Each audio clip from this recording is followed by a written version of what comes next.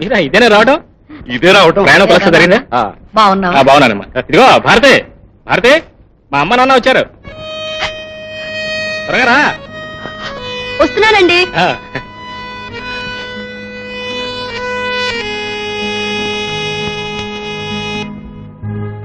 రండి అత్తయ్య.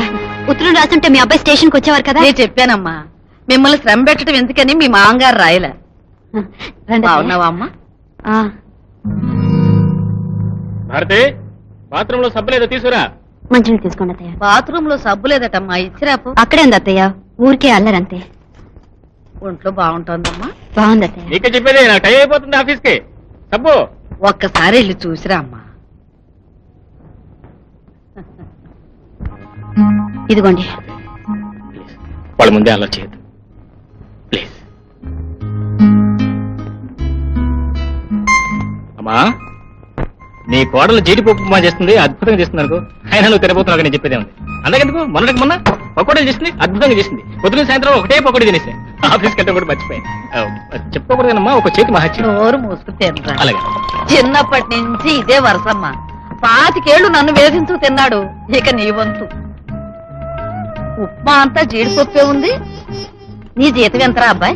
మగాడి జీతం ఆడదాని వయసు అడగకూడదు. ఇదిగో చూడు, నువ్వు రిటైర్ అయ్యేంత వరకు నీ జీతం ఎంతో నాకు చెప్పలేదు. కనీసం నా కొడుకు జీతం ఎంతో నన్ను తెలుసుకునివయ్యా. 1400 అత్తయ్య. 1400? మంచి జీతమే. మరి ఏమైనా మిగులుస్తున్నారా? రేపు పిల్లా చల్లా కలిగితే ఏమీ మిగలదు. ఇప్పుడే కాస్త వెనకేసుకోవాలి. అప్పు చేసి డబుల్ కాటు బీరువా కొన్నారు అత్తయ్య. వాటికి నెల నెల వాయిదా కట్టాలి. పోతే 900 చేతికి వస్తాయి. అందులో 200 మీ అబ్బాయి గారి పాకెట్ మనీ. పాకెట్ మనీయా? అదేం ఖర్చురా అబ్బాయి? అరే మగాడన్నాక అనేక ఖర్చులుంటాయి, అవన్నీ నీకెందుకే? ఏముంటాయి, నెలకి 200 రూపాయల ఖర్చులు.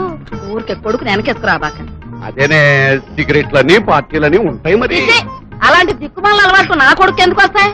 ఏరా అబ్బాయి? అమ్మా, నా ఆఫీస్ టైం అయింది, నేను వెళ్ళేస్తాను.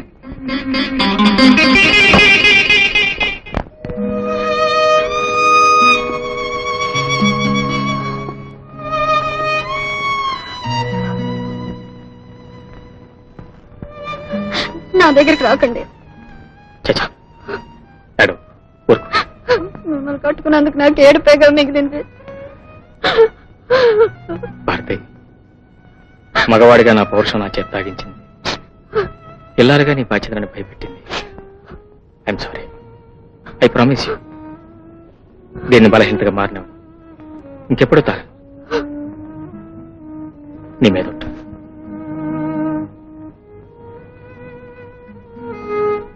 మన ప్రేమ మీద ఉంటా.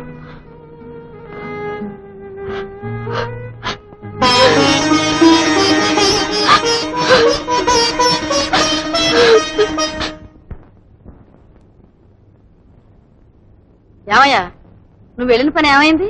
అమ్మాయికి సీటు దొరికిందా? మీ నాన్న ఈ ఊళ్ళో ఉన్న స్కూళ్ళన్నిటికీ డొనేషన్లు ఇచ్చాడు కదా. రండి వెంకటరామయ్య గారు, మీ అమ్మాయికి సీట్ ఇస్తామని మర్యాద చేసి మరీ పంపించారు. ఇదేమిటిది, నా మీద ఇరుచు పడతావు? నీకు చదువు చెప్పడం చేతకాలేదని నేను తొందరగా రిటైర్ చేశాను. ఇప్పుడు నీ కూతురికి చదువు చెప్పించుకోవడం కూడా చేతకాలేదన్నమాట. పోనీ ఏదైనా కాన్వెంట్ లో ట్రై చేస్తే బాగుంటుంది. అది జరిగింది. స్కూల్ ఫీజు 150 రూపాయలతో పాటు డొనేషన్లు 1500 రూపాయలు చదివించాలట. అది ఎట్టగు జరిగే పని కాదు.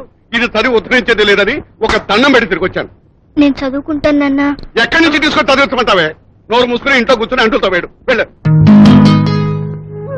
నువ్వేం బాధపడక, నేను ఎక్కడో చోట ప్రయత్నం చేస్తాను.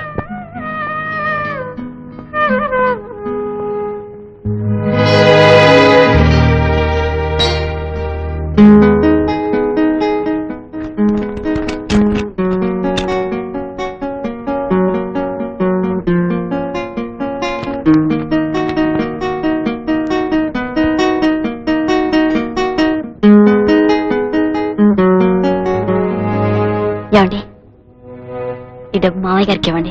రజనీకి డొనేషన్ కట్టేస్తారు. అదేమిటమ్మా భారతి, నువ్వు పుట్టింటి దగ్గర నుంచి తెచ్చుకున్న డబ్బు దాని చదువు ఖర్చు పెడతావా? 3 ముళ్ళు పడ్డాక ఆడదానికి అత్తిల్లే పుట్టిల్లు కాదత్తయ్య. పర్వాలేదు, తీసుకోండి. అది కాదమ్మా, నిన్ననేగా చెప్పావు ఆ డబ్బుతో నల్ల పూసలు గొలుసు చేయించుకుంటానని. చేతిలో డబ్బు ఉంది కాబట్టి చేయించుకుంటానన్నాను. అది చదువు కంటే ముఖ్యం కాదు కదా. వద్దులే భారతి, నేను ఆఫీసులో లోన్ కోసం ట్రై చేస్తాను. పర్వాలేదురా, మనం ఎలాగో కట్టం పుచ్చుకోలేదు కదా. అది ఆడపడుచు కట్టం అనుకుని ఇస్తుంది అమ్మాయి. ఏమ్మా ఎద్ద కదా, ఇలా ఇమ్మని కట్టాను.